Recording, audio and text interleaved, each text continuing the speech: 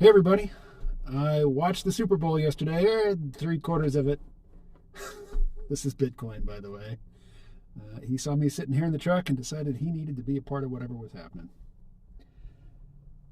So, I watched the Super Bowl, or most of it, and I said I wasn't going to be one of those people who just watches for the ads, that I was going to watch the game as well.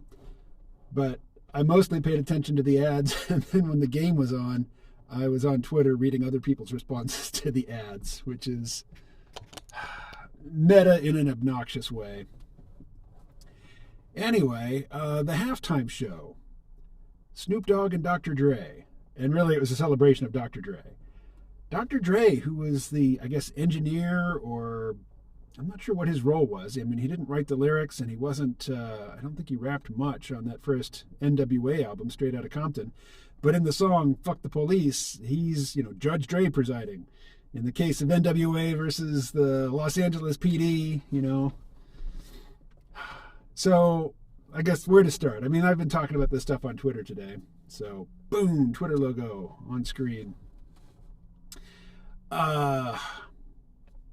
Candace Owens, black conservative, got some feedback or pushback from her, I guess, white socially conservative supporters because she said she liked the halftime show.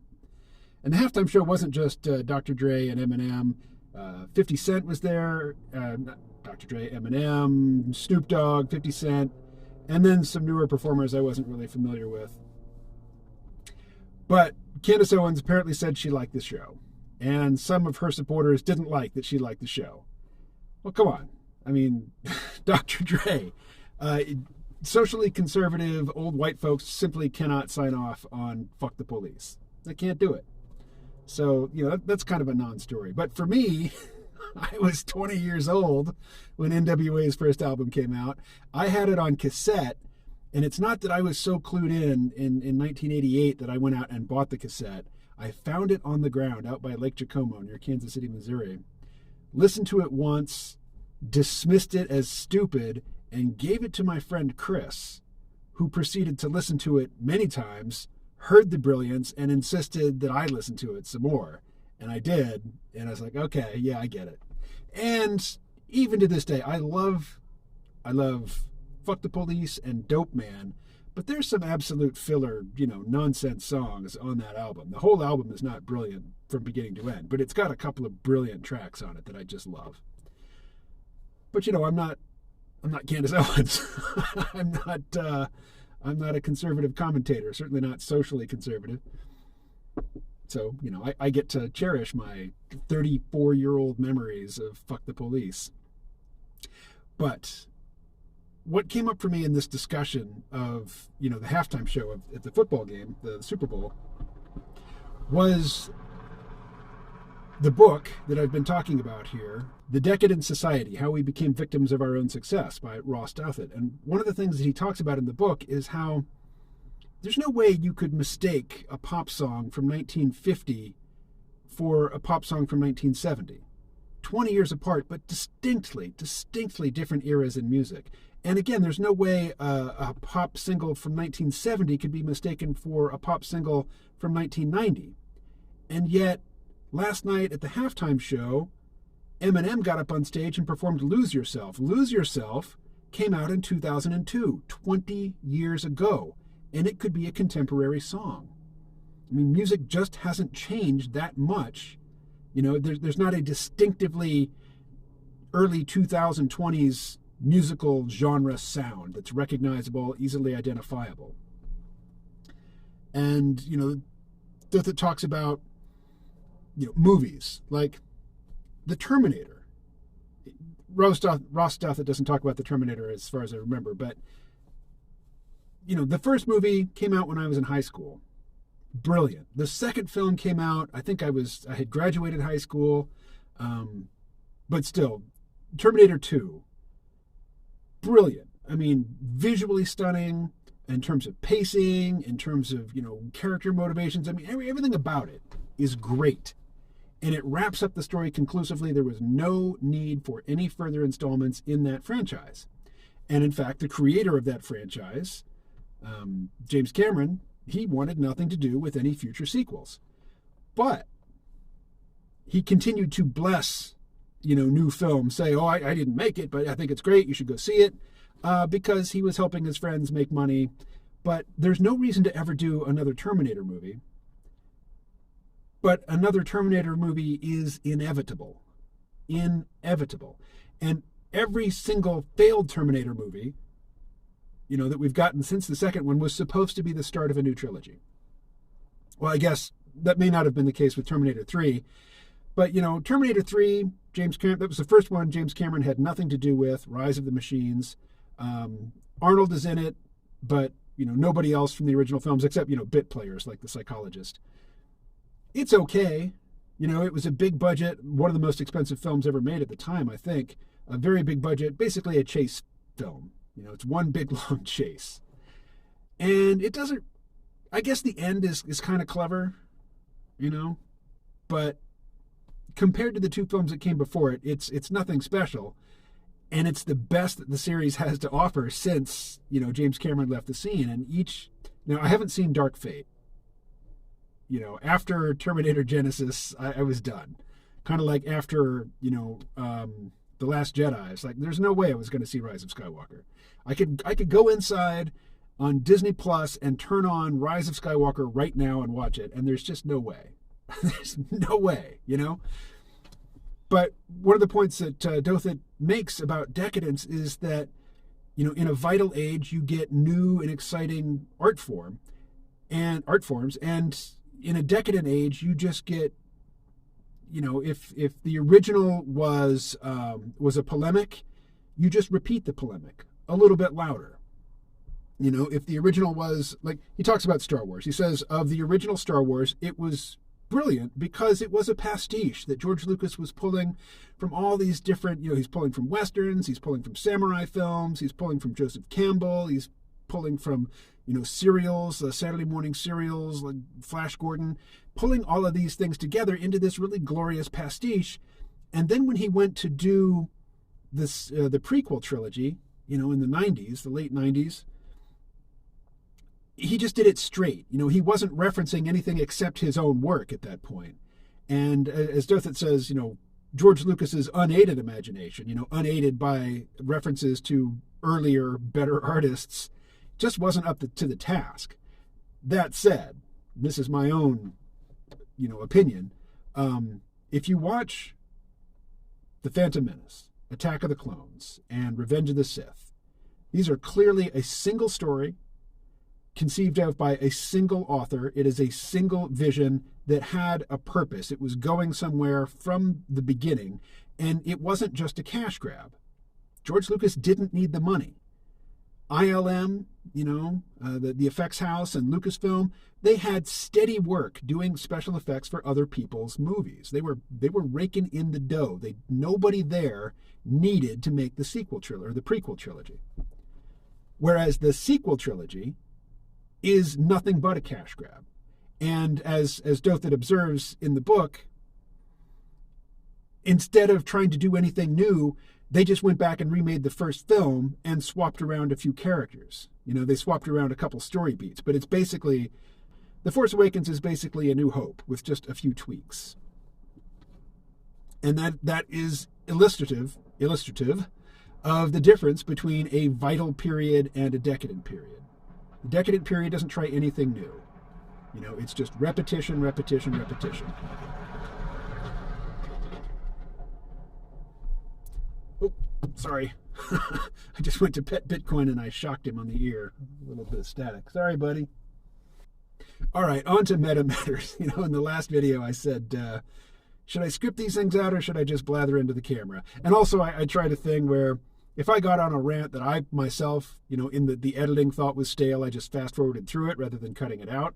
I regularly cut out stuff from these videos. I might sit down and record a half an hour's worth and you get a 12-minute video because I'll come up on stuff that to me sounds repetitive and boring and decadent, and I'll just cut it out. So yesterday I fast forwarded through it and there were 2 comments, one in favor, one, against. So I don't know what to make of that. I said that the YouTube algorithm seems to like scripted videos better. Really, what the YouTube algorithm likes is lots and lots of uploads. In 2019, my New Year's resolution was to upload something to YouTube every day. And I think with a couple of exceptions, I did. And in that year, I got many hundreds of new subscribers. I was well under 1,000 subscribers at the start of that year. And at the end of that year, I was basically where I am now at around 1,600.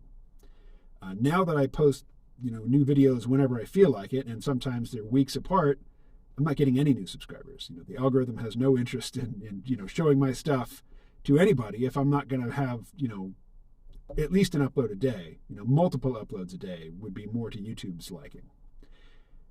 That's not likely to happen.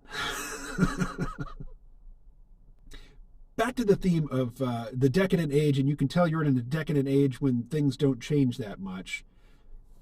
I said that Lose Yourself, that Eminem song from 2002, it sounds fairly contemporary today.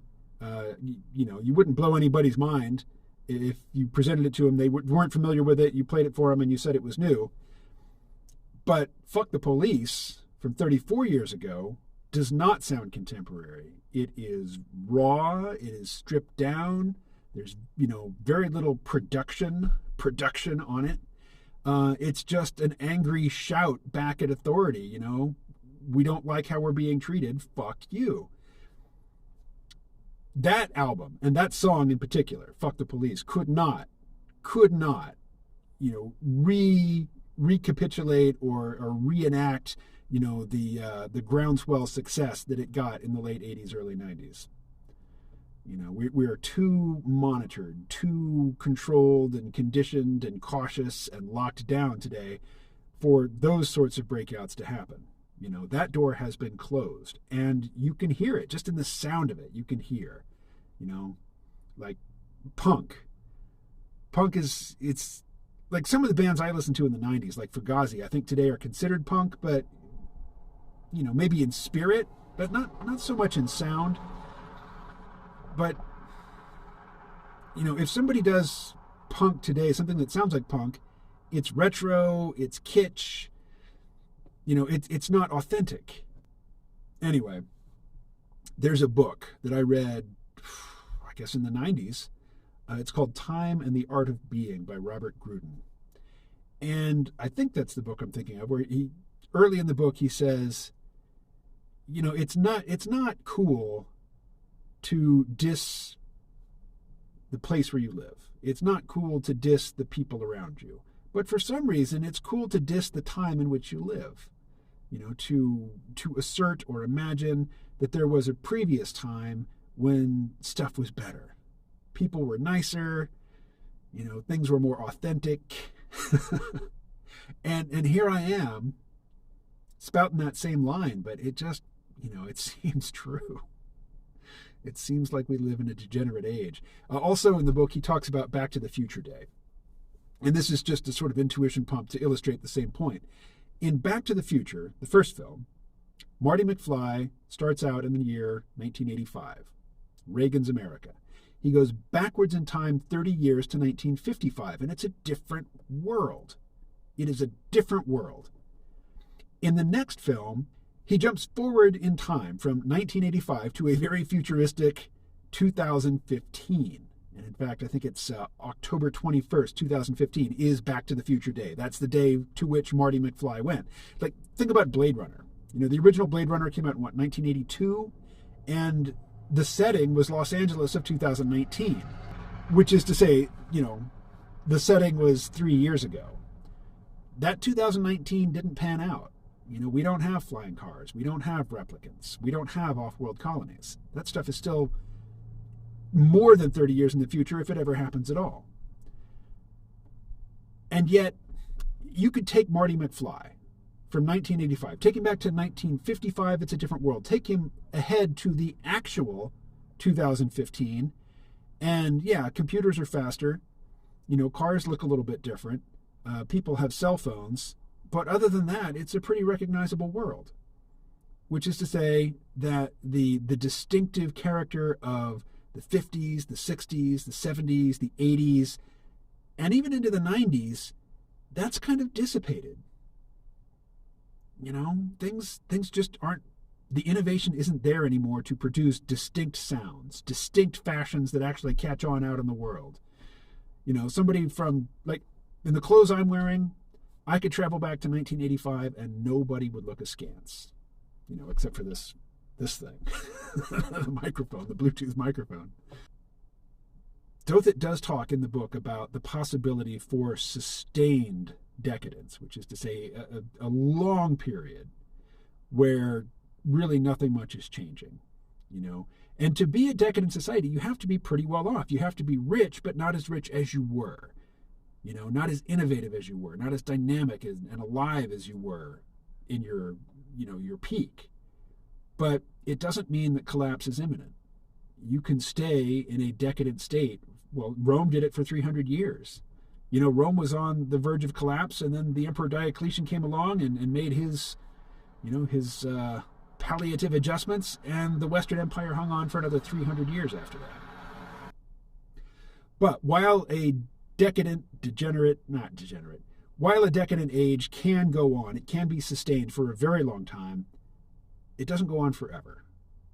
And sometimes cultures or institutions or groups of people, they enter a decadent phase, they stay there for a while, and then there's something shocks them out of it. And they return, to a dynamic state. And Dothit is a big fan of space travel. He's a big fan of... the book is from a few years ago. Elon Musk wasn't quite the celebrity and, public face that he is now. But I've heard a recent interview with him where somebody brings up the fact, and it's not even that recent, it's a couple of years old, but somebody brings up the fact of the commercial launch of a SpaceX rocket, and Dothit is approving.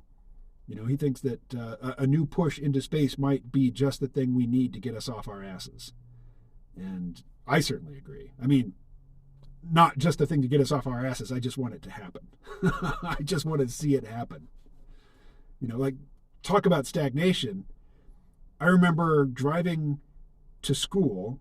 I was a senior, I think, in high school, and I was a lazy-ass senior, and I drank at night, and I would be hungover in the morning, and I would pretend to be sick, and my mother would call in to school and say I was sick, but then later I'd get bored and I'd decide to go to school. And this happened on a particular day. I guess it was in the fall of 1985.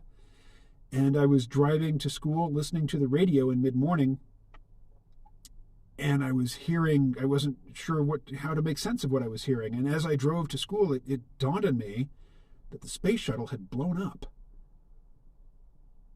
That was huge. Like, I went running into the office at the school and said, turn on the TV, the space shuttle blew up. I ran to my class and I burst into the class. It was there was a TV in the room because I think it was a debate class, but the teacher also taught radio and TV, and there was lots of videos. And she just permanently had a TV and a VCR, or a videotape player. I don't think they were called VCRs at the time, in the room. And I ran in there and I said, turn on the TV. The space shuttle just blew up. It was huge. And then we entered a period and then we lost another space shuttle in 2002. I was in Australia when that happened. And then we entered this period where the United States of America couldn't put astronauts into low Earth orbit. If we wanted to send astronauts to the International Space Station, we had to catch a ride on a Russian rocket. That's fucking pathetic. That is fucking pathetic. That is decadence. That is degeneracy. That pissed me off to no end. That the U.S. just completely, after the Soviets folded, the U.S., it just demonstrates that the moon landings and everything that we've been doing in space was just a stunt. It was a political stunt. It didn't build to anything. And now, the governments are still fucking useless in that regard. But now, with pressure from Elon Musk and Jeff Bezos and to a lesser extent Richard Branson and others, non-celebrities, but there are lots of private space companies now, finally, after 30 years of stagnation and spinning our wheels, finally, we're getting back into it. But now we have political pressure from China, China's looking to build moon bases. China's got rovers on the moon. So the U.S., again, has a political rival, to compete with in space. So I'm thankful for that, really. Okay, now I've gone far afield. Not so far. I mean, we're still talking about Decadence, but I can go on and on about space, so I won't. Somebody said in a comment that I didn't necessarily need to script out the videos, but that it would be nice if I had an outline, maybe a few bullet points prepared in advance. And with this one, I had been tweeting about this stuff, so I had this stuff in my head. But I had in my apartment in Vermont 2 whiteboards, and I regularly did create outlines for both podcast and video scripts, videos. That I would have a pretty good idea of the structure of the video. I would still wing it in terms of the actual wording. But these days, I'm more likely to actually script something than I am to write out. I haven't written anything. I have not made one single mark on either one of those whiteboards since I've been here. Why? I don't know. It's just how it is. All right. Now I'm going to stop. I will talk to you again later. I will respond to your comments. I do appreciate them. Stay well.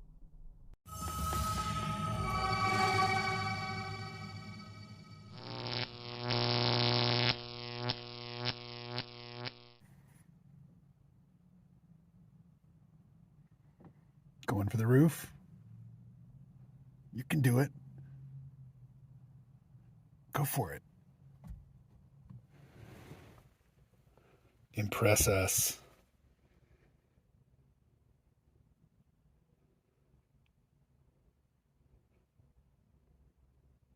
He's thinking about it. Oh, there he goes. From the door window to the roof of the car, roof of the truck.